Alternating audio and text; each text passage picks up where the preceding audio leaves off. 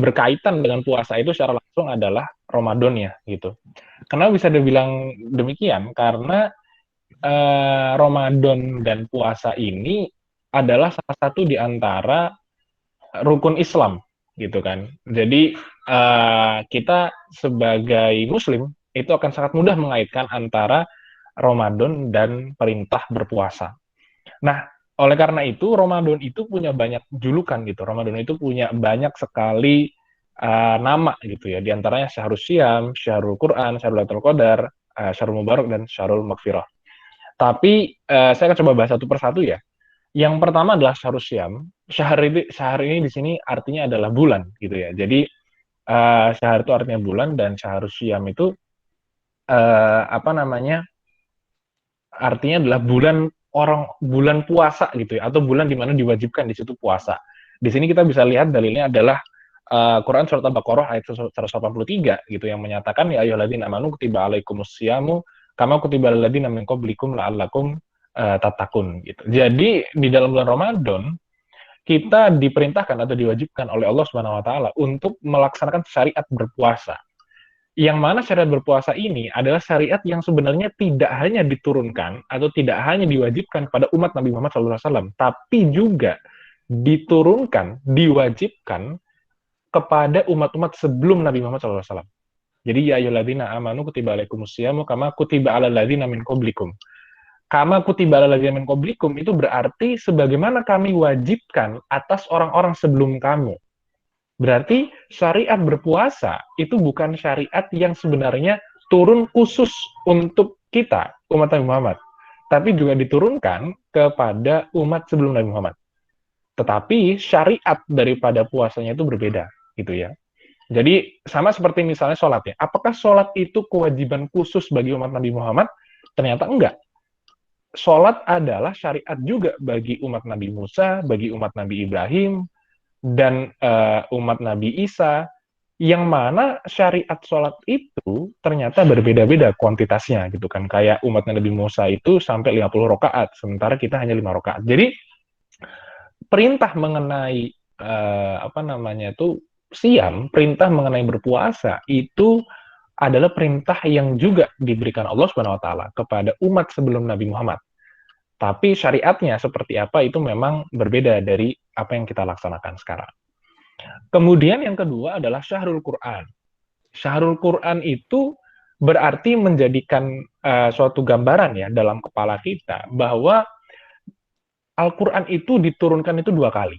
Jadi Al-Quran itu diturunkan ada dua kali proses penurunan Al-Quran. Proses yang pertama itu adalah dari Baitul Makmur ke apa namanya? Sorry, saya lupa namanya Baitul Makmur atau Baitul Izzah. Nanti mungkin teman-teman yang tahu soal ini nanti mungkin bisa dikoreksi ya. Tapi saya ingat saya Baitul Izzah, ingat saya.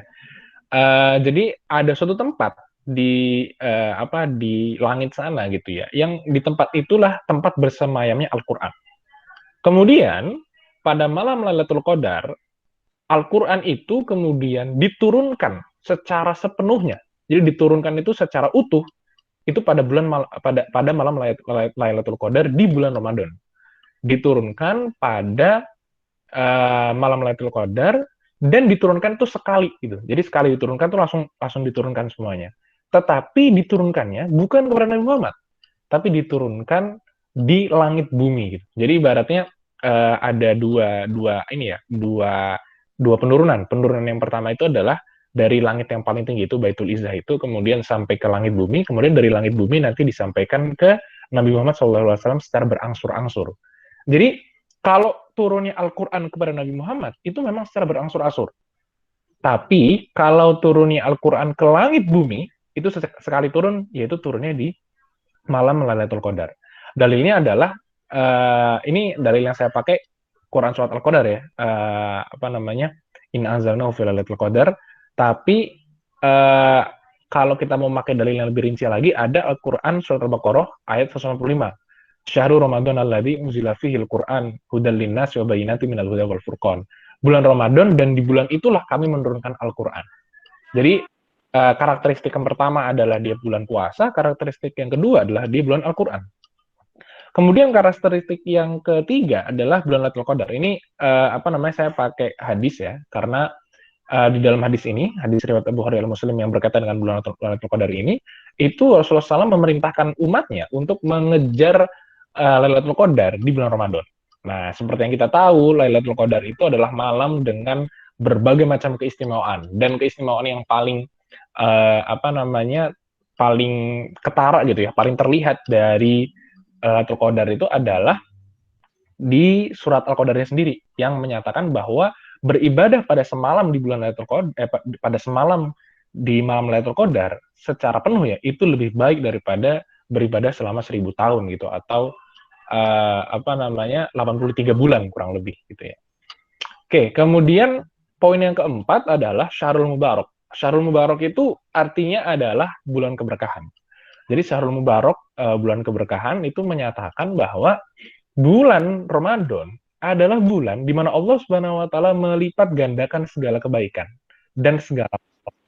Jadi apa-apa yang sekarang kita lakukan dan di bulan lainnya kita lakukan gitu ya, sholat dan sebagainya, baca Quran dan sebagainya, itu juga dilipat gandakan di bulan ini. Jadi taraf pahalanya itu lebih berlipat-lipat di bulan Ramadan.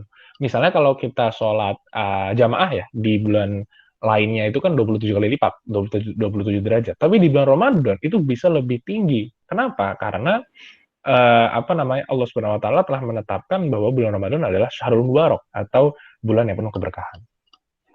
Kemudian yang kelima, teman-teman semua, kita mengenal bulan Ramadan itu sebagai Syahrul Maghfirah atau bulan yang penuh dengan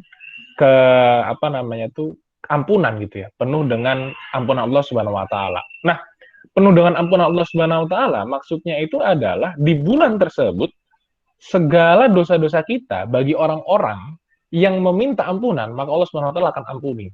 Karena di dalam bulan tersebut Allah Subhanahu wa taala mengampuni segala dosa-dosa hambanya. Jadi Syahrul Maghfirah itu berkaitan dengan sifat Allah Subhanahu wa taala yang Maha Pengampun. Dan di bulan Ramadan ini Allah Subhanahu wa taala memberikan ampunan kepada orang-orang yang memang meminta ampunan Allah Subhanahu wa taala secara ikhlas. Oke, jadi ini satu poin bahasan pertama kita, yaitu Ramadan dengan keutamaannya.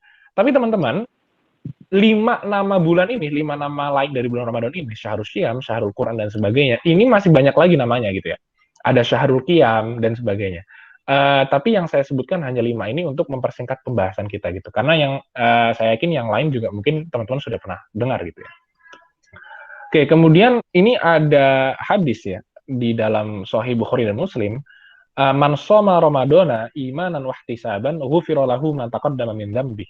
Barang siapa yang berpuasa dan melakukan sholat malam pada bulan Ramadan dengan penuh keimanan dan mengharap pahala Allah Subhanahu wa taala, ghufira lahu ma taqaddama min dzambi. Niscaya Allah akan ampuni dosa-dosa yang telah lalu. Jadi syarat untuk melalui bulan Ramadan adalah melaluinya dengan penuh kesungguhan, dengan penuh keimanan, dengan penuh pengharapan terhadap pahala Allah Subhanahu wa taala. Dan dengan demikian Allah memberikan ganjaran bagi orang-orang yang penuh keimanan dan penuh pengharapan atas rahmat dan maghfirah Allah Subhanahu wa taala. Allah akan mengampuni segala dosa-dosa yang telah lalu. Kemudian poin bahasan yang kedua ya teman-teman, terkait dengan amaliyah Ramadan. Jadi kita tadi sudah tahu ya karakteristik atau keutamaan dari bulan Ramadan itu seperti apa gitu kan. Nah kemudian yang kedua kita akan membahas sebenarnya apa sih amaliyah di bulan Ramadan itu, atau hal-hal yang perlu kita lakukan, kita kerjakan di bulan Ramadan. Lagi-lagi daftar 6 ini adalah semacam untuk mempersingkat bahasan kita ya. Sementara ada banyak soal lain yang ada banyak hal lain yang sebenarnya kita bisa lakukan di bulan di bulan Ramadan ini gitu ya. Yang pertama tentu berpuasa ya teman-teman. Jadi kita harus mampu memaksimalkan daya dan upaya kita untuk berpuasa gitu. Apalagi teman-teman, banyaklah di antara kita yang Senin Kamisnya sering kali lupa gitu ya. Kalau di bulan-bulan yang lain itu kan ada puasa sunnah Senin Kamis, ada puasa Ayyamul Bid. Tapi kita sering banget tuh lalai, sering banget kita nggak melakukannya dengan sungguh-sungguh gitu kan. Nah, momen di bulan Ramadan inilah kita memanfaatkan diri kita untuk memaksimalkan puasa selama 30 hari full. Bagi yang laki-laki gitu kan. Sementara bagi yang perempuan, berpuasa itu jangan hanya dianggap sebagai apa ya namanya sikap menahan lapar dan dahaga gitu ya, tapi juga dianggap sebagai sikap untuk menahan diri dari bertindak kemaksiatan. Jadi walaupun teman-teman yang perempuan lagi berhalangan dan tidak bisa puasa, teman-teman bisa tetap merasakan feel-nya berpuasa, dalam artian teman-teman tetap menjaga mata teman-teman, teman-teman tetap menjaga mulut, menjaga telinga, menjaga lidah dari hal-hal yang itu membuat berdosa gitu. Sehingga jangan khawatir kalau seandainya teman-teman yang perempuan itu berhalangan dan tidak bisa puasa secara fisik selama 30 hari, ya tentu ini kan Allah SWT juga sudah memberikan keringanan-keringanan tertentu, dan nanti juga akan diganti di kemudian hari dengan puasa penggantinya. Tapi yang jelas, hakikat dari puasanya itu yang perlu sama-sama kita renungi, bahwa puasa itu bukan hanya sekedar menahan diri dari makan dan minum gitu, tapi juga menahan diri dari hal-hal yang bisa merusak diri kita apabila dilakukan secara berlebihan, termasuk di antaranya adalah makan dan minum tadi. Kemudian membaca Al-Quran ya teman-teman, ini sesuai banget dengan apa yang tadi sudah saya sampaikan di awal, bahwa yang namanya Ramadan itu adalah penuh nuansa Al-Quran gitu ya. Bahkan Imam Al-Ghazali punya suatu kitab namanya Jawahirul Quran yang apa namanya membahas tentang bagaimana keutamaan-keutamaan Al-Quran itu. Kemudian ada juga Imam Nawawi yang membuat kitab At-Tibyan fi Adab Hamalatil Quran, adab-adab penghafal Quran dan sebagainya. Kedudukan Al-Quran bagi umat Islam itu sudah sangat-sangat sakral ya. Teman-teman udah hatam lah soal ini ya, bahwa Quran itu adalah suatu hal yang apa namanya, itu suatu hal yang kedudukannya sangat tinggi karena dia merupakan wahyu Allah Subhanahu wa taala dan menjadi pedoman bagi segala tingkah laku manusia di muka bumi. Nah, di bulan ketika Al-Qur'an ini turun, yaitu di bulan Ramadan, kita sudah selayaknya dan seyogyanya untuk kemudian apa namanya itu merenungi, mentadaburi, membaca Al-Qur'an agar Al-Qur'an itu bukan hanya sekedar sampai pada mulut dan kerongkongan kita, tapi juga menjadi pedoman dan menjadi pancang ibaratnya, menjadi tolak ukur gitu ya, bagi tingkah laku kita di kehidupan sehari-hari. Kemudian yang keempat, yang ketiga sorry, sholat tarawih ya. Jadi, ini juga banyak nih sebenarnya teman-teman, apa namanya, kita banyak salah kaprah menganggap bahwa sholat tarawih itu wajib. Sebenarnya enggak ya, sholat tarawih itu sunnah. Dan apakah apa namanya wajib dilakukan di masjid? Enggak juga gitu, karena sholat tarawih sendiri itu sunnah, maka melaksanakannya di rumah pun nggak apa-apa gitu loh. Melaksanakan sholat tarawih di rumah itu juga nggak apa-apa gitu. Jadi apalagi situasi pandemi kayak gini ya, jadi teman-teman mari kita sama-sama manfaatkan momen ini untuk melakukan sholat tarawih, karena apa namanya, sholat tarawih itu selain merupakan ibadah khas bulan Ramadan ya, karena di bulan Ramadan di bulan lain nggak ada kan. Selain merupakan ibadah khas, juga merupakan ibadah yang memang istilahnya memberikan kita semacam apa latihan rohani dan juga latihan fisik gitu ibaratnya. Karena kan rata-rata kalau orang sholat tarawih itu pilihannya dua, rokaatnya banyak atau bacaannya panjang.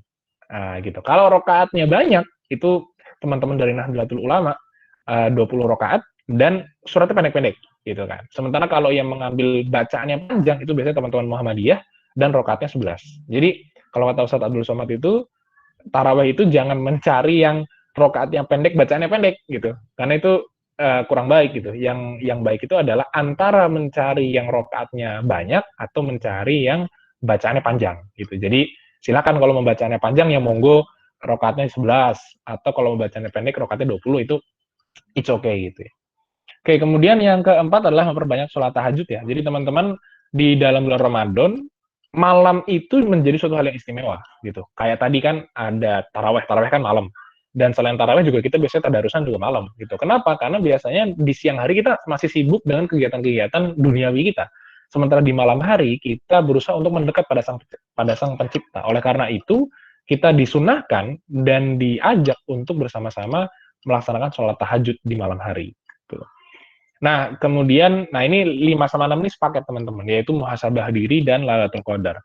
Jadi, nanti di apa namanya, 10 malam terakhir, itu kan kita ada itikaf ya biasanya. Walaupun nggak tahu ya, mungkin di daerah teman-teman berbeda, tapi kalau di Bekasi sendiri masih cukup jarang sebenarnya itikaf, karena Bekasi lalu lintasnya cukup padat gitu, jadi masih hati-hati corona kan gitu.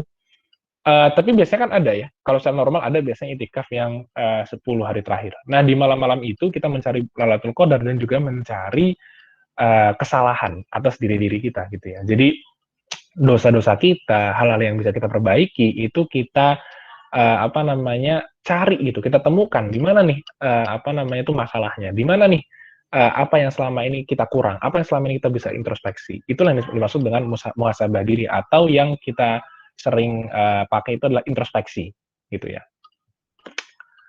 Nah, ini kemudian berkaitan dengan amalan-amalan tadi ya, teman-teman. Jadi, amalan-amalan tadi itu ada satu hadis dari riwayat Muslim nomor 783, "Ahabbul a'mali ilallahi ta'ala adwamuha wa in qalla." Jadi, amalan yang paling dicintai Allah Subhanahu wa taala adalah amalan yang kontinu walaupun itu sedikit. Jadi, amalan yang kontinu walaupun itu sedikit itu maksudnya adalah amalan yang dikerjakan secara konsisten, gitu ya, teman-teman. Jadi teman-teman lebih baik membaca Al-Quran satu juz konsisten daripada teman-teman hari ini membaca 5 juz, besok nol, gitu ya. Terus besoknya lagi 10 juz, besoknya nol. Jadi lebih baik teman-teman punya target-target yang sifatnya konsisten, istiqomah. Hari ini 1 juz, besok 1 juz, sampai kemudian hatam. Itu lebih dicintai Allah Subhanahu wa taala daripada yang naik itu apa namanya itu tingkatnya naik langsung terus habis itu turun langsung gitu. Jadi sehari tahajud langsung 20 rakaat, besoknya nggak tahajud. Nah, itu kurang disukai Allah Subhanahu wa taala. Lebih baik kita hari ini tahajud misalnya 8 rakaat, besok 8 rakaat, besok 8 rakaat, besok 8 rakaat. Jadi ada semacam kontinuitas, ada semacam keistiqomahan. Oke, dan ini kemudian bahasan penutup kita pada sore hari ini dari saya. Nanti mungkin teman-teman ada diskusi atau tanya jawab, nanti kita sama-sama lihat. Jadi ada 4 poin di bahasan penutup ini yang mau saya bincangkan. Yang pertama ialah soal kata-kata push rank ya. Jadi soal kata-kata push rank ini tadi ya, saya tertarik banget dengan kreativitas teman-teman untuk memilih kata-kata push rank gitu. Jadi kalau yang saya tangkap push rank itu kan memang bagaimana kemudian pemain-pemain apa namanya itu game online itu ya, Mobile Legends dan sebagainya itu kan punya semacam hasrat gitu ya, hasrat untuk menjadi yang paling pertama, hasrat untuk menaikkan rankingnya gitu kan. Nah, konsep ini itu mirip atau sebenarnya sama gitu ya, persis ya, dengan konsep fastabiqul khairat gitu, yang berada di Quran surat Al-Baqarah ayat 148, di mana ayat tersebut menyatakan bahwa manusia itu memang seharusnya berlomba-lomba untuk kebaikan. Jadi makna push rank itu kan berlomba-lomba kan, tapi karena dia maknanya adalah game, maka kita perlu melepaskan maknanya itu dari game dan kemudian kita tempelkan dengan hal-hal yang baik-baik selama di bulan Ramadan. Jadi kalau teman-teman hadir apa namanya diskusi pada sore hari ini berbicara tentang push rank, maka yang di kepala teman-teman semua dan juga saya tentunya ialah bagaimana bayangan push rank itu adalah fastabiqul khairat atau berlomba-lomba menaikkan ranking dalam hal ketaatan dan kebaikan. Jadi apa namanya push rank itu ranking dalam puasa, ranking dalam tahajud, ranking dalam taraweh, ranking dalam membaca Quran. Nah, itu yang perlu kita push gitu kan. Jangan jangan maksudnya jangan mengambil literal ya, jangan mengambil secara tekstual push rank di game itu tidak apa bukan bukan topik yang kita bahas, tapi yang topik kita bahas itu adalah dalam lingkup Ramadan ya, dalam lingkup fastabiqul khairatnya atau berlomba-lomba dalam kebaikan. Nah, kemudian poin yang kedua itu adalah dalam hal berlomba-lomba untuk kebaikan itu, teman-teman semua, kita nggak bisa mengandalkan kuantitas aja gitu. Kita nggak bisa sekedar apa namanya menaikkan kuantitas kita menjadi misalnya, oke, sekarang tilawah sehari 5 juz. Itu nggak bisa 100% langsung kayak gitu, tapi kita juga harus mengimbanginya dengan kualitas. Kalau kuantitas itu kan sifatnya angka ya, 2, 3, 4. Malam ini taraweh harus 23 rakaat atau besok tahajud harus 20 rakaat dan sebagainya. Itu terlalu kuantitas. Di sisi lain kita harus mengimbangi kuantitas itu dengan kualitas. Kualitas itu maknanya adalah kita harus mampu menghayati, menghadirkan hati kita di dalam ibadah-ibadah yang kita laksanakan. Seperti misalnya apa namanya bicara tadi sholat, bicara menjadi tahajud, bicara apa namanya tuh siam, puasa, baca Quran, kita harus mau menghadirkan hati kita di sana, gitu loh. Karena kalau hati kita nggak hadir ya nanti kita akan punya masalah ke depannya. Kita nggak akan bisa merasakan feel dari beribadah itu. Nah, inilah nanti yang akhirnya mencapaikan badan. Teman-teman kalau ibadah capek, Teman-teman kalau baca Quran capek, ya itu simple. Itu karena kita tidak menghadirkan hati kita untuk menghayati ayat-ayat yang kita baca. Kita tidak menghadirkan pemikiran kita untuk keep in touch, akrab dengan apa yang kita lakukan, ibadah yang sedang kita garap. Nah, kita nggak menghadirkan hati itu yang menjadi masalah. Jadi kualitas dan kuantitas itu harus berjalan beriringan, dia harus berkaitan supaya kita banyak tilawah, tapi juga banyak merenungi ayat-ayat Allah. Bukan sekedar melafalkan, tapi juga memasukkannya ke dalam hati, gitu ya. Kemudian yang ketiga adalah Ramadan itu homeschooling, ya teman-teman. Ramadan itu adalah sekolah privat bagi setiap manusia. Jadi teman-teman nggak usah sibuk-sibuk ya membandingkan dengan pencapaian orang lain, itu nggak usah. Kayak misalnya, waduh dia udah 20 kali hatam atau dia udah berapa kali hatam, aku belum. Itu jangan. Teman-teman cukup bandingkan diri kita sekarang dengan diri kita yang kemarin, gitu ya. Hari ini tilawah cuma 5 halaman, kemarin 3 halaman, gitu kan. Berarti ada peningkatan. Hari ini 5 halaman, besok cuma 3 halaman, ada penurunan. Baru kita introspeksi. Jadi jangan menyibukkan hati kita, pikiran kita untuk berlomba-lomba dengan manusia lain gitu. Kita cukup berlomba-lomba dengan diri kita sendiri. Jadi berlomba-lomba dalam kebaikan itu maksudnya adalah bukan sekedar kamu ranking 10, aku ranking 1, bukan sekedar itu. Tapi kita juga melihat bahwa diri kita ini pasti ada kesalahan. Dan berlomba-lomba itu adalah berlomba-lomba memperbaiki kesalahan. Dan itulah yang pelan-pelan mengantarkan kita menuju derajat kebaikan. Nah, kemudian yang keempat, teman-teman, ini sebenarnya yang paling penting nih dalam bulan Ramadan ya. Jadi teman-teman, dalam bulan Ramadan kita semua itu dididik. Kita semua dididik syahrul tarbiyah atau bulan pendidikan untuk menyiapkan mental kita, cara kita, tingkah laku kita selama 11 bulan ke depan. Jadi melihat Ramadan itu berhasil atau enggak, itu jangan dari Ramadannya, tapi dilihat dari pasca Ramadan. Gitu. Jadi teman-teman, kita semua ini ketika di bulan Ramadan bisa jadi dalam tanda kutip ya menjadi orang-orang yang tiba-tiba soleh. Itu lebih baik gitu ya. Jangan kemudian merasa minder ketika aduh kok aku pas Ramadan baru ini ya, baru tergerak baca Quran dan sebagainya. Itu jauh lebih baik daripada tidak sama sekali. Ya kan? Itu jauh lebih baik. Tapi akan lebih baik ketika kita mampu tetap istiqomah membaca Quran, kita mampu tetap istiqomah berpuasa sunnah misalnya, ketika Ramadan telah usai. Jadi melihat kesuksesan atau keberhasilan Ramadan itu tidak hanya dilihat dari Ramadannya saja, tapi dilihat dari kualitas setelah Ramadannya.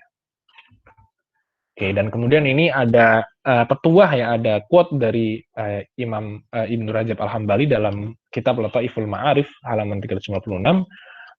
Seburuk-buruk kaum adalah mereka yang tidak mengenal Allah kecuali di bulan Ramadan. Nah, ini sindiran sebenarnya buat kita semua gitu ya, bahwa kita kadang-kadang hanya bertuhan gitu ya ketika kondisi-kondisi tertentu. Misalnya, kita baru ingat Allah ketika takbiratul ihram di sholat.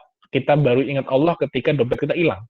Kita baru ingat Allah ketika salah satu di antara kita ada yang meninggal.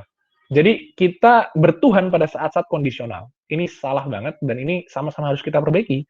Karena kita harus bertuhan dalam kondisi apapun. Kita harus mengenal Allah dalam kondisi apapun. Ramadan bukan Ramadan, itu tidak menjadi halangan kita untuk mencintai Allah dan mendekat pada Allah SWT. Oke, paling itu sih kira-kira pembuka diskusi kita ya pada sore hari ini.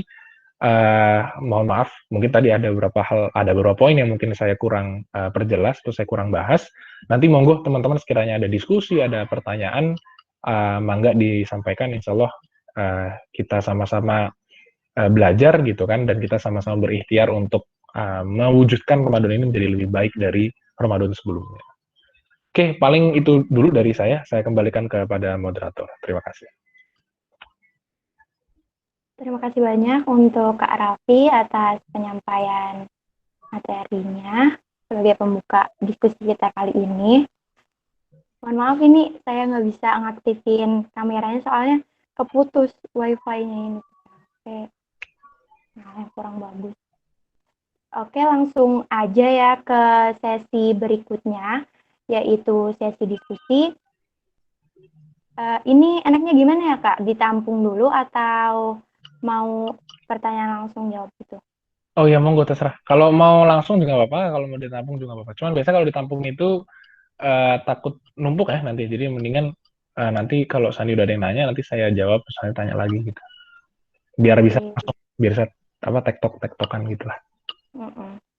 Oke, langsung aja untuk teman-teman yang mau bertanya, monggo bisa langsung raise hand atau menuliskan pertanyaannya di kolom chatroom. Izin bertanya, Ya, monggo. kan puasa itu kan ada yang nggak semuanya bisa 1 bulan full melaksanakan ibadah puasa. Nah, tapi misalkan kasusnya si A itu tidak menggantikan sampai bulan puasa ke tahun depan. Nah, itu apa yang harus dilakukan? Oke. Baik. Jadi kalau dari segi, sorry Mbak, aku manggilnya siapa ya, Mbak Sylvia atau Mbak Naili? Mbak Silvia ya boleh. Oh Ya, ya, boleh langsung aja. langsung aja ya. Silahkan, monggo Kak Raffi. Oh ya, oke siap. Makasih Mbak Sylvie. Oke. Jadi untuk terkait itu ya, secara fikihnya memang aku kurang paham ya. Aku harus menyatakan itu kurang paham. Karena memang aku jarang juga untuk bicara itu secara langsung gitu ya. Cuman gini, kalau menurut aku pribadi sebenarnya, ketika teman-teman ada hutang gitu ya, ada hutang puasa nih yang belum diganti gitu kan, bahkan sampai ketemu Ramadan lagi, ya itu sebenarnya sudah merupakan dosa gitu loh.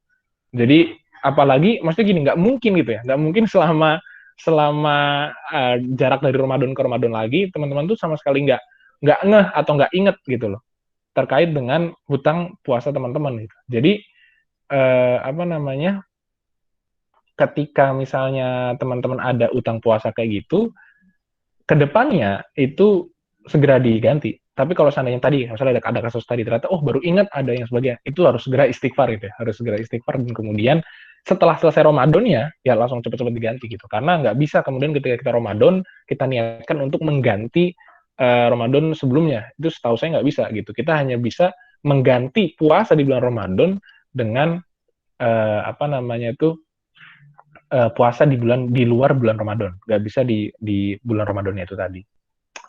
Gitu sih, Mas siapa tadi ya? Lupa nggak lihat namanya tadi. Rohman. Ya Mas, gitu ya Mas Rohman ya. Itu Ya, secara fikih saya memang kurang paham. Nanti mungkin teman-teman ada yang bisa nambahin. Cuman sepemahaman saya seperti itu. Ketika misalnya teman-teman apa namanya baru keinget dan sebagainya, ya banyak-banyak istighfar. Karena mestinya memang kita ingat gitu. Jeda selama setahun itu masa nggak ingat sama sekali, itu kayak kayak nggak wajar sebenarnya. Apalagi sebenarnya banyak yang kita bisa lakukan. Itu Mas Roman, matur suwun nggih pertanyaannya. Oke, Boleh izin gimana Mas? Raffi? Gimana Mas Rohman tadi pertanyaannya udah terjawab belum? sudah terjawab.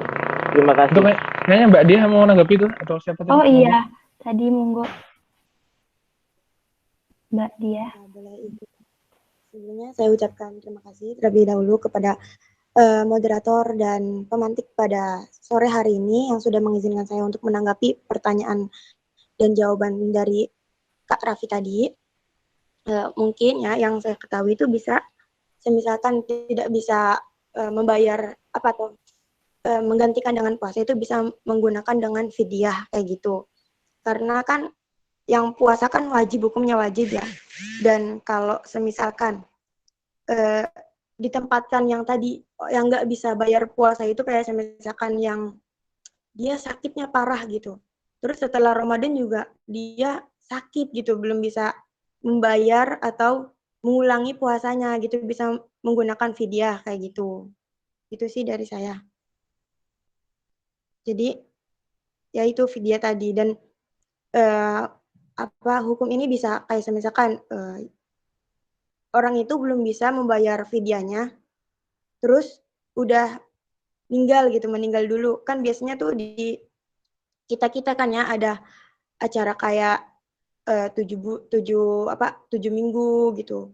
Terus 4 hari nindakin gitu tuh, itu tuh salah satu dari itu juga aslinya. Niatnya tuh ke situ. Gitu. Oke, baik, terima kasih Mbak Dia atas tambahannya tadi. Iya, saya lupa itu soal video itu tadi, dan dalam sudah dijelaskan sama Mbak Dia. Terima kasih, saya kembalikan ke moderator. Oke, terima kasih kepada Mbak Dia. Monggo untuk teman-teman ada yang ingin bertanya lagi, saya langsung mengaktifkan mikrofonnya. Saya Li. Oh ya, boleh. Silakan April. Ya, izin bertanya. Ya, makasih juga udah dikasih kesempatan buat nanya. Nah, izin bertanya ke Mas Raffi. Tadi kan disinggung terkait memburu malam Lailatul Qadar. Nah, terkait malam Lailatul Qadar itu apakah sebenarnya ada di malam selama 1 bulan Ramadan full atau hanya pada 10 malam terakhir? Nah, terus buat kita tahu gitu, ada nggak sih kayak ciri khusus yang bisa bikin kita ngeh atau yakin, nah itu tuh malam Lailatul Qadar gitu, Mas? Ya, terima kasih. Baik, terima kasih Kak Putri ya, Kak Putri, pertanyaannya. Jadi gini teman-teman, ini lagi-lagi apa ya? Banyak banget ulama yang berpendapat terkait dengan Lailatul Qadar ya. Dan pendapat itu bermacam-macam gitu ya. Ada yang 10 hari terakhir tapi nggak tahu ganjil genap. Ada yang 10 hari terakhir dan ganjil. Ada yang 10 hari terakhir apa namanya di malam yang terakhir itu 25, 27, 29 gitu kan. Dan juga ada yang berpendapat selama sebulan penuh gitu kan. Tapi nggak tahu di mana kapan. Jadi ulama sendiri berbeda pendapat terkait dengan Lailatul Qadar itu. Kenapa? Kenapa ulama itu berbeda pendapat? Karena memang dalilnya sendiri memang banyak gitu ya, dan memang bisa ditafsirkan secara berbeda-beda gitu ya. Tapi gini, apa namanya? Saya pernah dapat dari guru saya. Sebenarnya Lailatul Qadar itu kenapa sih dirahasiakan? Hikmahnya dirahasiakan itu adalah supaya kita betul-betul bisa memaksimalkan di dalam setiap waktunya gitu loh. Jadi di bulan Ramadan ini kita nggak menyia-nyiakan waktu hanya semata-mata mengejar Lailatul Qadar. Yang Lailatul Qadar itu seakan-akan di hari terakhir gitu. Jadi kayaknya di 10 hari awal, 10 hari tengah, udahlah santai-santai aja lah. Nanti di 10 hari terakhir baru kita kejar Lailatul Qadar. Nah, kenapa kemudian Lailatul Qadar ini dibikin secara tersirat, tidak disebutkan tanggalnya, kan Allah nggak bilang tanggal 21 Ramadan, atau tanggal berapa, itu nggak ada kayak gitu kan. Kenapa? Itu supaya kita tetap bisa menjaga nafas atau konsistensi ibadah kita, agar dari awal sampai akhir itu konsisten, tidak kemudian apa namanya tuh hanya mengejar Lailatul Qadarnya saja gitu. Makanya ada beberapa ulama yang berpendapat sebenarnya Lailatul Qadar itu bukan di 10 hari terakhir, tapi bisa di malam-malam manapun di bulan Ramadan tanpa kita tahu secara persis gitu ya. Itu pertama. Kemudian yang kedua, kalau dari ciri apa ya, ciri fisiologis ya, ciri yang terlihat di alam semesta itu di antara yang sering diriwayatkan itu adalah angin yang tidak berhembus. Jadi sejuk gitu ya, tapi angin itu nggak berhembus, nggak ada angin gitu ya. Walaupun ini lagi-lagi ya kita mungkin bisa lah, maksudnya kayak oke lah sekarang malam ini angin tidak berhembus, malam besok angin tidak berhembus juga, kan bingung kan? Ini yang mana nih Lailatul Qadar nih? Makanya itu susah kalau kemudian kita menebak secara persis Lailatul Qadarnya seperti apa. Tapi ini teman-teman, saya dapat satu kunci dari guru saya sebenarnya. Gimana sih cara taunya kalian tuh dapat Lailatul Qadar apa enggak? Simple. Ada nggak perubahan dalam diri kalian? Itu. Jadi kalau orang dia dapat Lailatul Qadar, dia beribadah dengan tulus, ikhlas, dan kemudian di saat dia ibadah itu pas banget dia dapat Lailatul Qadar, maka seumur hidupnya itu akan berubah. Seumur hidupnya ada perilaku-perilaku buruk dia, ada tindakan-tindakan buruk dia yang selama ini dia kerjakan itu akan tiba-tiba berubah 180 derajat pasca Ramadan. Jadi apa namanya tuh, untuk ngetes malam Lailatul Qadar atau bukan, itu jangan dilihat dari aspek-aspek di luar diri kita. Karena itu terlalu gambling. Kita nggak tahu persis ini. Apa namanya, ya kayak contoh kayak tadi lah, misalnya apa namanya, malam ini nggak ada angin gitu kan. Terus ternyata di tempat yang sama, misalnya Mbak Silvi atau Mbak Putri, ternyata ada angin.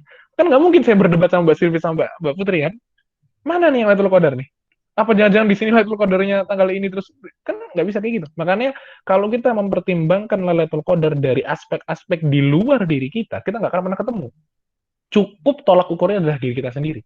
Apakah ketika kita beribadah, kemudian kita dengan tulus beribadah, setelah Ramadan, pasca Ramadan, hal-hal yang kita ibadahi, tindakan-tindakan baik yang kita laksanakan, itu menjadi tindakan yang melekat pada diri kita.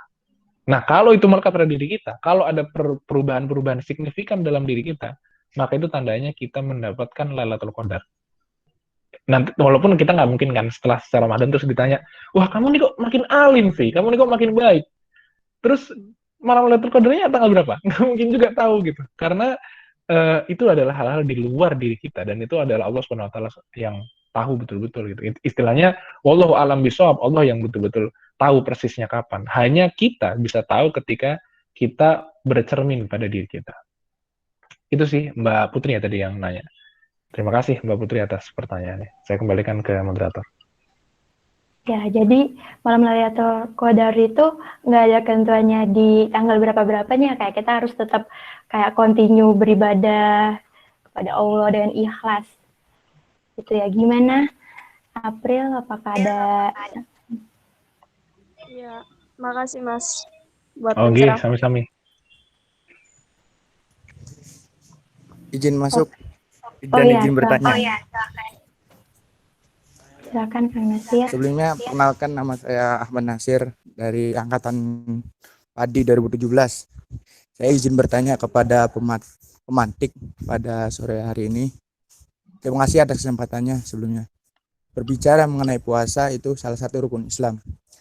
Nah, saya mau mengambil studi kasus nih, Kang. Kalau misalkan ada yang mempunyai penyakit akut, misalkan kayak mah akut atau misalkan asam lambung dan sebagainya, dia ingin berpuasa tapi dia terbentur terus dengan penyakit akutnya itu. Nah, penggantinya itu apa?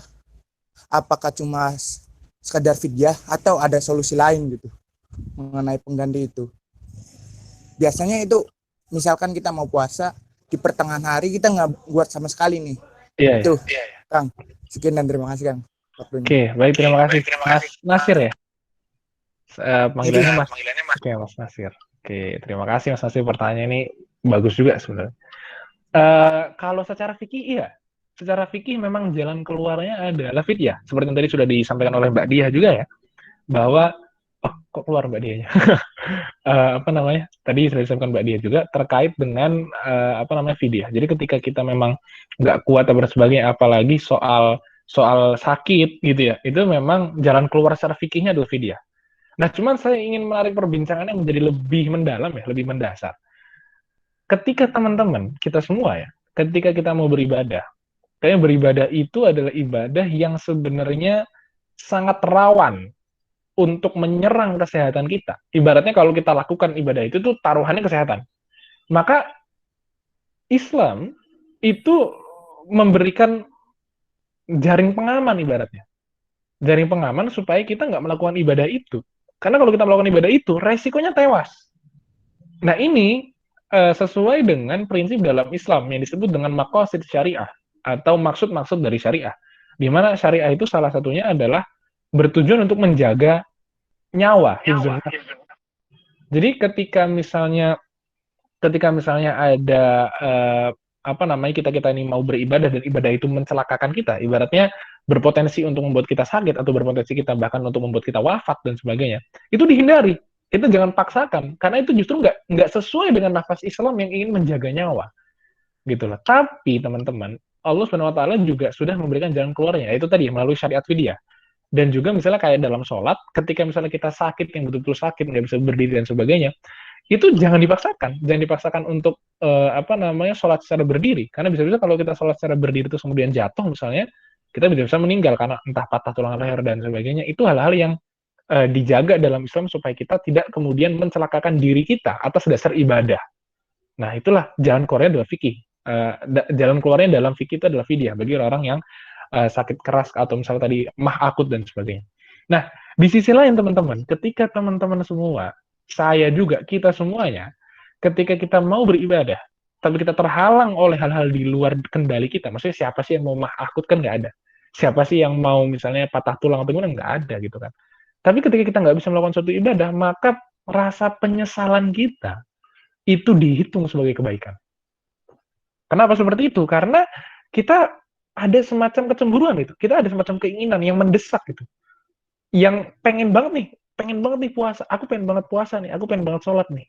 Tapi karena ternyata ada kondisi-kondisi di luar yang tidak memungkinkan bagi kita nggak bisa.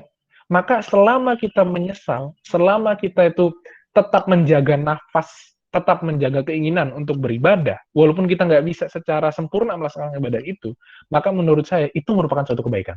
Saya nggak bisa bilang pahalanya sama ya, saya nggak bisa bilang pahalanya sama dengan orang yang melakukan itu secara full, tapi saya bisa yakin bahwa itu pun termasuk dari kebaikan.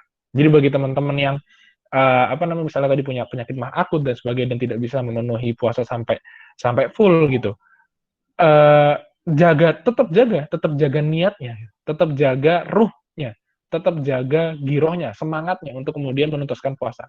Kalaupun memang tidak kuat, tolong jangan dipaksa, karena itu nanti ujung-ujungnya justru malah mencelakakan kita lebih banyak gitu, memberi mudarat lebih besar. Nah itu sih jawaban dari saya buat siapa tadi, Mas Nasir ya. Nah, kira-kira seperti itu. Terus gimana Mas pertanyaannya? Saya kembalikan ke moderator. Izin menanggapi Mas. Oh iya, monggo. Kembali. Tadi menyinggung mengenai penyesalan adalah suatu pahala ya Mas. Iya. Tadi. Iya. Nah itu referensinya dari mana Mas? Biar saya misalkan ini saya lebih bisa membaca lagi Mas. Soalnya saya kurang referensi mengenai hal itu. Terima kasih Mas. Oke. Jadi gini, kalau saya nggak bilang pahala sebenarnya. Saya nggak bilang itu pahala, tapi saya bilang itu kebaikan. Jadi kalau secara referensi saya nggak tahu. Saya jujur saya nggak tahu kalau referensi, atau mungkin nggak ada mungkin ya. Tapi saya lebih suka menjawab yang nggak tahu ya, karena memang pembacaan saya juga terbatas gitu. Jadi atau mungkin teman-teman di sini ada yang paham nanti terkait hal itu. Saya nggak tahu apakah itu pahala atau bukan. Gitu. Tapi saya rasa itu kebaikan. Karena kita pengen gitu loh untuk beribadah, dan pengen untuk beribadah itu kan sudah kebaikan. Niat, innamal a'malu binniyat itu, ketika kita berniat kebaikan itu kan sudah dihitung kebaikan. Dalam hadis saya lupa hadis arba'in keberapa itu, ketika manusia itu berniat kebaikan maka dia sudah dihitung satu kebaikan, tapi ketika dia berniat keburukan maka Allah itu tidak mencatatnya sebagai keburukan kecuali dia sudah melakukan keburukannya itu. Nah dari situlah kemudian saya punya bayangan bahwa sekalipun kita nggak bisa berpendapat bahwa itu pahala, kita bisa setidaknya beranggapan bahwa itu adalah kebaikan juga gitu. Karena kita pengen melakukan ibadah, cuman memang terhambat dengan situasi yang lain, kira-kira gitu. Ngeten nggih, Mas Nasir. Nggih Mas, matur nuwun. Iya, terima kasih Mas Nasir yang udah bertanya sama.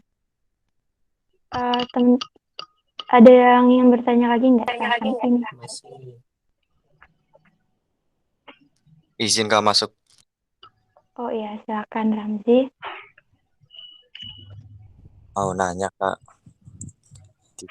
di Al-Quran kan dijelaskan bahwasanya turunnya Quran itu pada malam Lailatul Qadar. Sedangkan kita sering memperingati turun nuzul Quran itu pada 17 Ramadan. Tetapi 17 Ramadan kan bukan turunnya Lailatul Qadar gitu. Mungkin cukup sekian.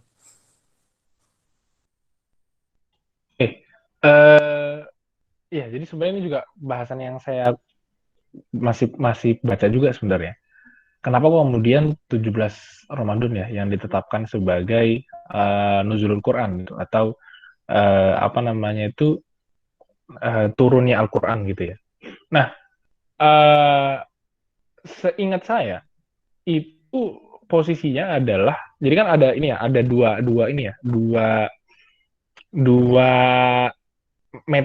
metode, dua jalan ya, dua tahap penurunan Al-Quran gitu ya. Turunnya Al-Quran ke langit bumi dan turunnya Al-Quran dari langit bumi kepada Nabi Muhammad SAW. Nah, seingat saya, nanti mohon kalau salah dikoreksi ya, 17 Ramadan itu adalah saat-saat di mana Al-Quran itu diturunkan kepada Rasulullah SAW.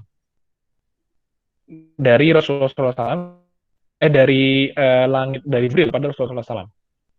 Sementara kalau di dalam konteks kita bicara ayat mengenai Lailatul Qadar, itu adalah ketika Al-Quran itu diturunkan ke langit bumi.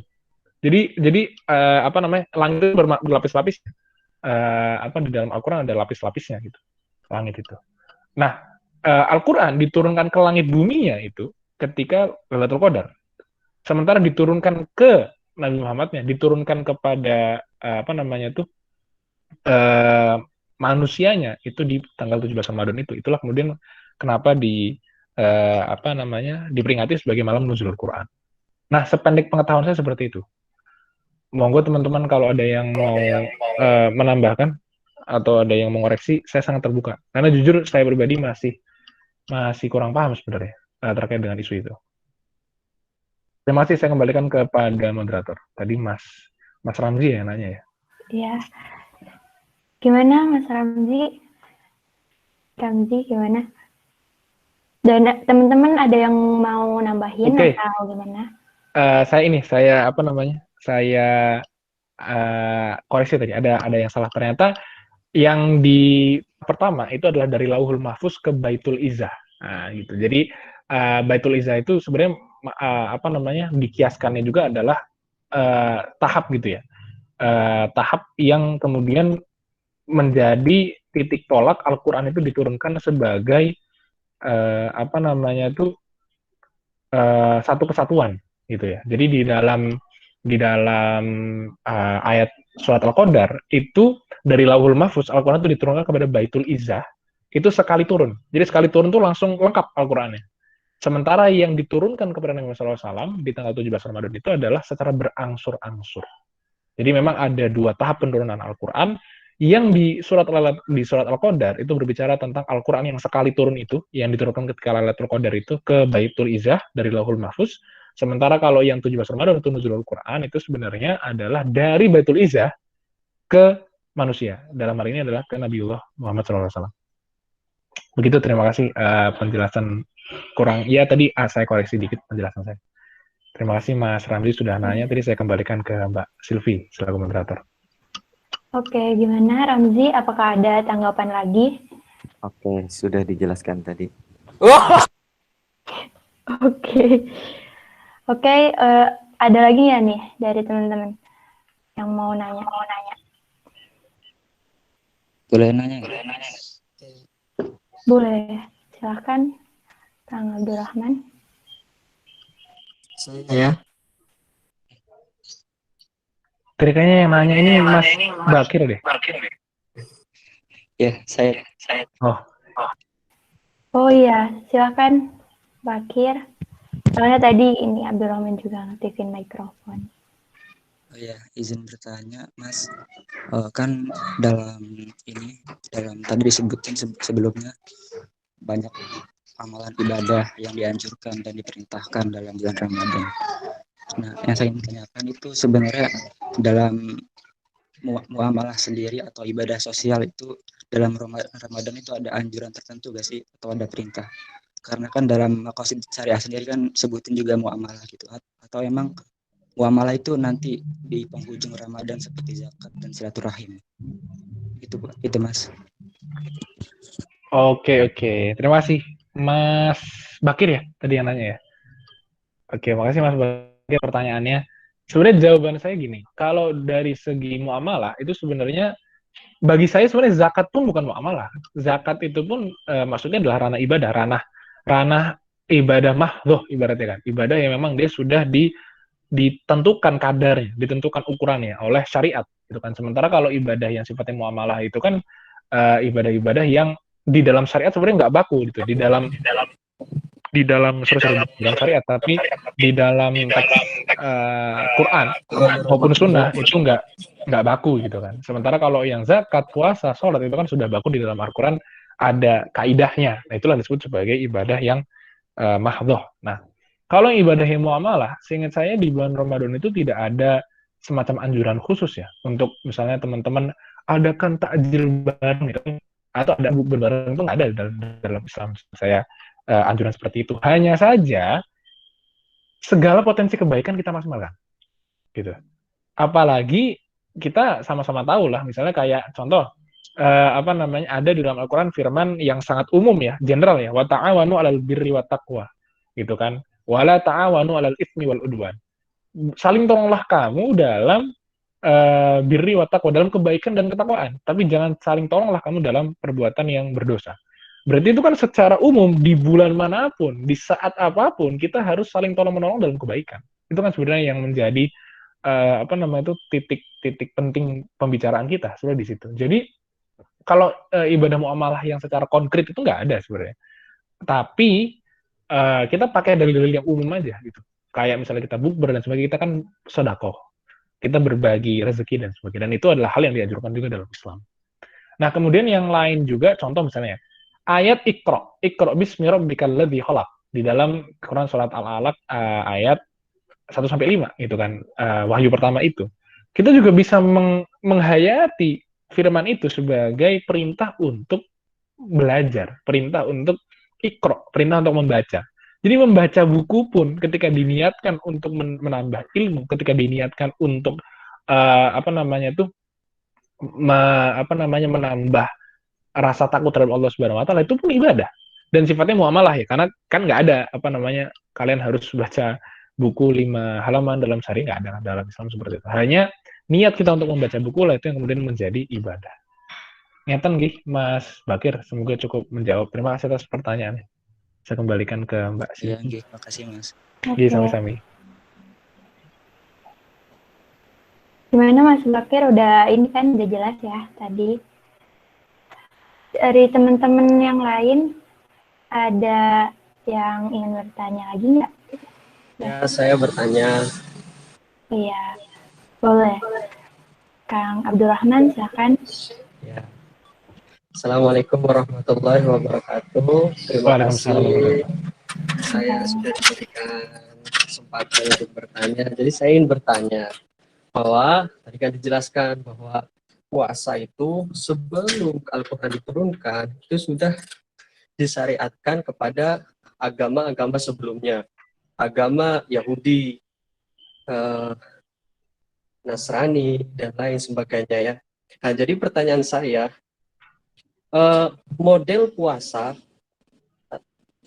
model prosedur atau ya kayak model puasa yang dilakukan oleh agama-agama sebelum kita itu bagaimana gitu? Apakah ada bulan tertentu yang mewajibkan kita puasa? Nah, seperti itu. Nah, kemudian tujuan disyariatkannya puasa ini kepada agama-agama sebelum kita itu apa? Nah, saya ingin bertanya seperti itu karena Al-Quran kan diturunkan sebagai penyempurna agama sebelumnya. Nah, mungkin ada perbedaan saya kira di situ, tujuan disyariatkannya puasa itu. Nah, seperti itu, Mas. Terima kasih. Baik, terima kasih Mas Rahman. Ini pertanyaannya luar biasa juga ini, sama seperti tadi teman-teman yang lain. Saya sebenarnya sudah kasih disclaimer di awal ya, bahwa saya memang tidak tahu terkait bagaimana syariat atau prosedur secara rinci gitu ya, puasanya orang-orang sebelum kita, puasanya orang-orang sebelum Nabi Muhammad SAW. Hanya memang di dalam Al-Quran itu nasnya atau dalilnya memang menyatakan bahwa ada kata-kata kutiba alaikumusyamu kama kutiba alal ladzina min qablikum. Jadi ada frasa qoblikum di sana, ada kata-kata qoblikum di sana yang maksudnya adalah orang-orang sebelum Nabi Muhammad, umat sebelum Nabi Muhammad. Berarti dari ayat itu kita setidaknya bisa mengambil asumsi dasar bahwa memang ada syariat puasa di umat-umat sebelum Nabi Muhammad. Tapi prosedurnya seperti apa saya kurang tahu. Nanti mungkin teman-teman lain ada yang punya rujukan ya terkait tata cara beribadahnya atau tata cara puasanya orang-orang sebelum Nabi Muhammad. Nanti monggo di-share. Cuman kalau saya pribadi memang belum bisa untuk menjawab itu. Jadi jawaban saya nggak tahu. Kalau yang kedua, apakah tujuan dari puasa gitu ya? Saya rasa tujuan puasa baik dari umat Nabi Muhammad maupun umat selain Nabi Muhammad itu sama, yaitu bertakwa. Karena lagi-lagi dari nasnya, ya ayyuhalladzina amanu kutiba alaikumusyamu, kami wajibkan kepada kamu untuk berpuasa, kama kutiba alal ladzina min qablikum, sebagaimana kewajiban atas orang-orang sebelum kamu, kama kutiba alal ladzina min qablikum la'allakum tattaqun, supaya kamu bertakwa. Jadi pertama ada kewajiban untuk puasa untuk kita, kemudian ada kewajiban puasa untuk orang-orang sebelum kita, tapi goalnya di ujungnya sama, la'allakum tattaqun. Jadi menurut saya goalnya semua sama, tujuannya sama. Disyariatkannya puasa adalah untuk bertakwa, gitu. Nah, bertakwa ini kita bedah nanti kan. Bertakwa ini artinya adalah apa namanya tuh mendekati, melaksanakan segala perintah Allah dan menjauhi segala larangan Allah. Jadi dan kita harus memahami secara kontekstual dalam artian di zaman Nabi Musa yang dimaksud mendekati perintah Allah dan menjauhi larangan Allah itu pasti ada sedikit perbedaan dengan di zaman Nabi Muhammad gitu kan. Apa namanya misalnya ya ada beberapa riwayat yang bilang sholatnya Nabi Musa dan umatnya itu 50 kali dalam sehari. Berarti kalau di zaman Nabi Musa kita cuma sholat 5 kali, itu kan tidak sesuai dengan kualitas takwa yang sesuai dengan Nabi Musa. Di mana kualitas takwanya adalah menjalankan sholat selama sebanyak 50 rakaat gitu kan. Saya lupa 50 rakaat atau 50 kali. Intinya ada perbedaan. Sementara kalau di zaman ini, di zaman Nabi Muhammad SAW, takwa khususnya dalam kaitannya sholat itu 5 rakaat. Berarti kalau kita sudah melaksanakan 5 rakaat sudah dianggap takwa gitu kan. Tapi kalau kita melaksanakannya cuma 3 rakaat, 2 rakaat, nah itu baru kemudian menciderai ketakwaan. Jadi saya rasa goalnya semuanya adalah sama, ketakwaan. Hanya saja ketakwaan ini berbeda-beda tolak ukurnya pada setiap zaman kenabian. Nabi Muhammad beda dengan Nabi Musa berbeda dengan Nabi Ibrahim dan sebagainya. Tapi dalam hal-hal kecil ya, dalam hal-hal fikih ya sebenarnya. Tapi kalau dalam hal tauhid ya sama semua sama-sama menuhankan Allah Subhanahu wa taala, semua sama-sama mengimani bahwa ada nabi terakhir dan sebagainya, dan itu adalah apa-apa yang sudah digariskan oleh Allah Subhanahu wa taala. Dan satu poin lagi saya mau nambahin, kenapa kok kita tertarik ya sebenarnya? Kenapa sih kok kemudian disyariatkannya puasa gitu kan, disyariatnya sholat, memakai jilbab dan sebagainya. Sebenarnya kadang-kadang kita juga suka salah jawab sih gitu ya. Kayak misalnya kenapa sih kok sholat gitu ya, supaya sehat gitu ya. Kenapa kok kita puasa supaya sehat gitu kan. Kenapa kok kita nggak makan babi, karena babi itu apa namanya tuh ada cacing pitanya dan sebagainya. Kadang-kadang jawaban-jawaban seperti ini teman-teman itu rawan banget bermasalah sebenarnya. Kenapa? Karena kalau dibalikin tuh jadi aneh. Gitu. Misalnya kenapa kok kamu puasa? Karena puasa itu menyehatkan. Tapi banyak kok orang puasa terus sakit. Lantas apakah kemudian ketika orang puasa terus sakit, maka syariat puasa itu kemudian jadi nggak wajib? Kan nggak. Sama juga kayak orang Islam dilarang makan babi. Kita bilang kenapa orang Islam dilarang makan babi? Karena babi itu punya cacing pita, babi itu nggak sehat dan sebagainya. Terus nanti kalau dibalik, nah terus kalau misalnya suatu saat ada babi yang sehat, apakah babi itu jadi halal? Kan nggak juga. Jadi apa namanya kita melaksanakan perintah Allah Subhanahu Wa Taala itu sebenarnya bukan gara-gara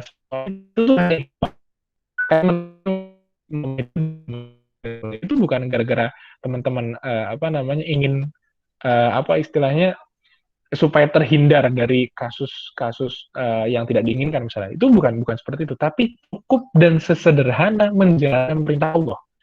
Jadi kita tidak makan babi, kita sholat, kita puasa, kita memakai jilbab, kita berkata-kata yang baik, itu cukup sebagai alasan adalah melaksanakan perintah Allah.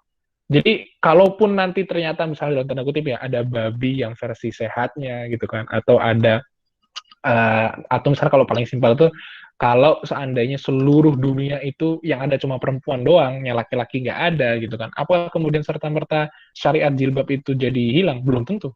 Karena kalau Allah Subhanahu Wa Taala bilang tetap pakai jilbab, ya tetap pakai jilbab walaupun nggak ada laki-laki di seluruh dunia gitu. Kira-kira seperti itu. Jadi itu sekedar tambahan poin aja untuk menjawab apa tadi yang sudah ditanyakan. Terima kasih Mas. Saya kembalikan kepada Oh iya, monggo. boleh. Oh ya Mas, tadi mengenai puasa yang non-Islam ya? Iya. Kan tadi menyinggung itu. Saya berbagi pengalaman aja sih Mas, dari kawan saya gitu. Jadi umat Nasrani itu ada puasa. Itu menjelang Paskah, dan biasanya itu pas Merry Christmas itu. Nah itu biasanya dia melakukan puasa. Nah dimulai dari Kamis, terus Jumat Agung, terus Sabtu, terus Minggunya itu ya merayakannya. Biasanya gitu sih Mas. Dan untuk cara berpuasanya pun berbeda. Mereka berpuasa tapi dia tetap minum, tapi minumnya air putih. Mungkin itu sih, sekedar berbagi pengetahuan saja gitu. Dan kita jangan terlalu fanatik mengenai umat Nasrani dan sebagainya. Mereka juga mempercayai bahwa Allah itu ada dan Allah itu Maha Pencipta. Tapi cara kita beribadahnya saja yang berbeda. Dan cara menyembah saja yang berbeda. Mungkin itu. pesan dari saya untuk mengenai jangan terlalu fanatik mengenai agama. Baik, terima kasih Mas Nasir ya tadi. Oke, Nasir. ya betul. Terima kasih atas sharing-sharing pengetahuannya tadi. Tapi saya ada yang mau saya komentarin terkait dengan apa namanya itu, bagaimana kita mendudukan orang Kristen ya atau orang Nasrani sebenarnya di abad sekarang gitu ya. Karena memang diskusi ini panjang sekali. Di antaranya apakah betul syariat-syariat Nasrani sekarang itu adalah syariat yang sama yang diturunkan oleh Nabi Isa. Kemudian apakah syariat-syariat orang Yahudi sekarang itu adalah syariat yang sama yang diturunkan oleh Nabi Musa. Jadi apa namanya, memang kenapa ada perbedaan-perbedaan seperti itu? Misalnya kayak tadi yang jelaskan Mas Nasir itu syariat puasa yang tidak, maksudnya tetap minum ya, tapi nggak makan dan sebagainya. Itu apakah betul itu syariat dari Nabi Isa atau memang ternyata syariat yang dibuat oleh apa namanya orang Kristen pada perkembangan terakhir-terakhirnya? Itu nanti mungkin kajian yang lain, tapi menarik banget itu soal apa namanya bagaimana umat lain berpuasa seperti itu. Terima kasih Mas Nasir tambahan infonya. Saya kembalikan ke Mbak Silvi. Oke, jadi ini pertanyaan terakhir ya untuk teman-teman. Silakan satu penanya terakhir. Masuk. Oke, silakan Bunda. Apakah suara saya terdengar dengan jelas? Iya. Jelas ya. Sebelumnya mohon maaf apabila pertanyaan saya kurang substansial, tapi di sini saya benar-benar penasaran gitu ya, ingin menanyakan pendapat pribadi dari Mas Raffi sendiri maupun teman-teman yang lain, boleh kalau mau menanggapi. Berbicara mengenai fastabiqul khairat, yang namanya manusia tuh kadang ada rasa bosen dan capek untuk berbuat baik, entah kenapa. Apalagi saat merasa kecewa terhadap takdir. Saya sadar kalau hal tersebut tuh kurang baik gitu. Nah, lantas apakah hal tersebut tuh bisa ditangkal? Gimana cara menangkal rasa capek sama bosan untuk berbuat baik? Terima kasih. Oke, terima kasih. Tadi panggilannya siapa ya? Mbak Winda, Mbak Yolanda? Mbak Winda. Oh, Mbak Winda. Oke, terima kasih Mbak Winda pertanyaannya. Ini menarik banget pertanyaannya.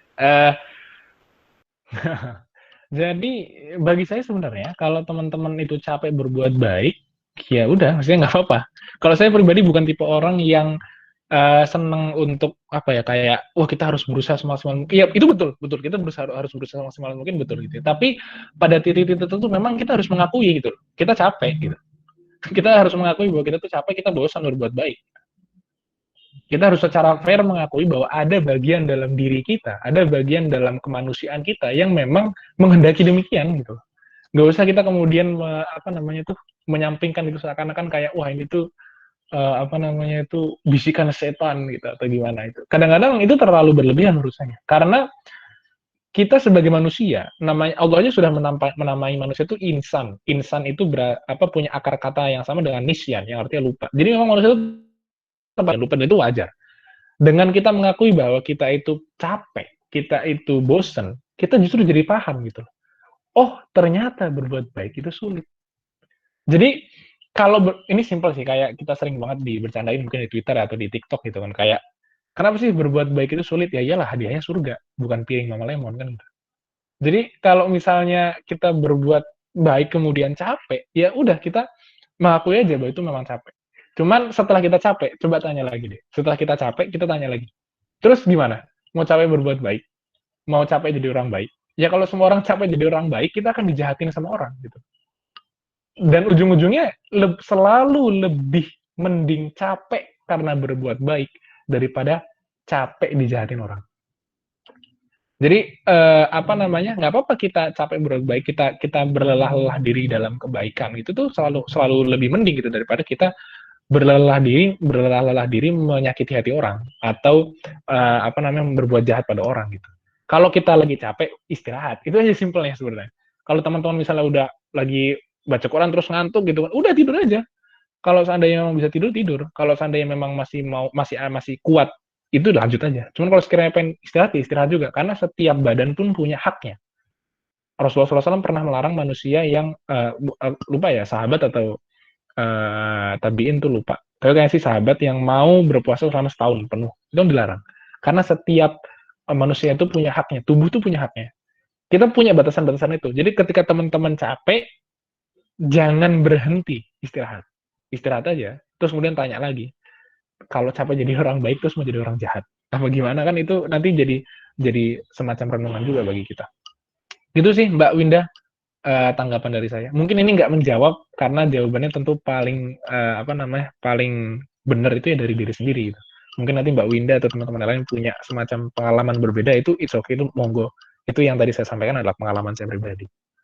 Terima kasih Mbak Winda pertanyaannya. Saya kembalikan ke Mbak Silvi. Bagaimana Mbak Winda, apakah ada tanggapan lagi atau dari teman-teman lain apakah ada tambahan?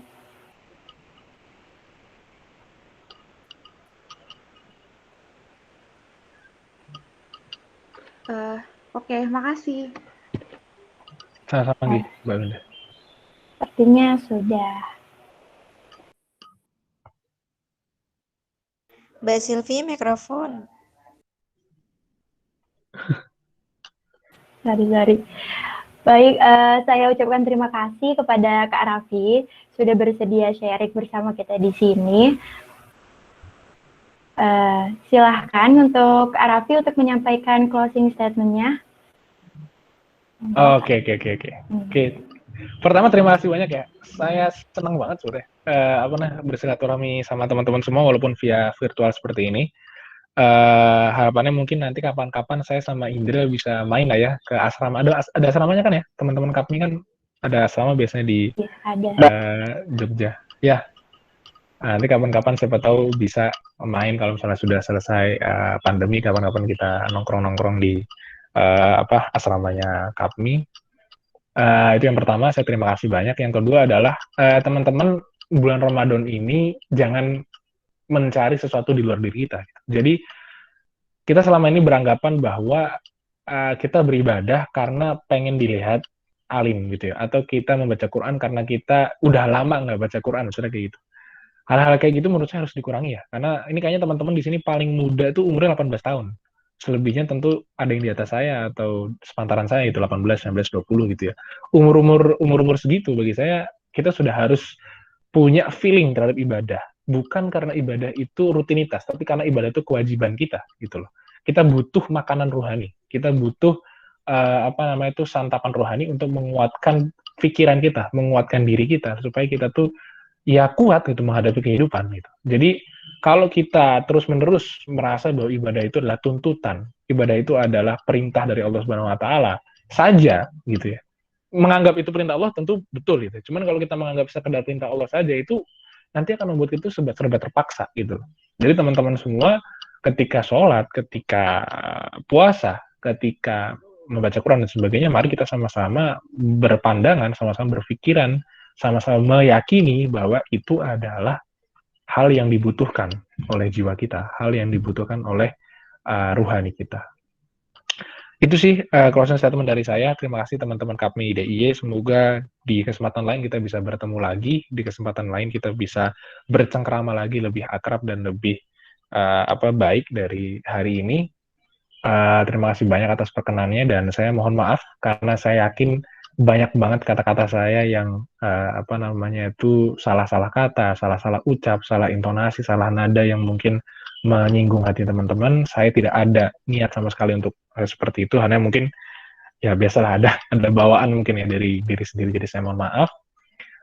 Yang benar datang dari Allah Subhanahu wa taala, yang salah datang dari saya pribadi. Wallahu muwaffiq ila aqwamit thoriq. Wassalamualaikum warahmatullahi wabarakatuh. Saya kembalikan kepada moderator. Waalaikumsalam warahmatullahi wabarakatuh.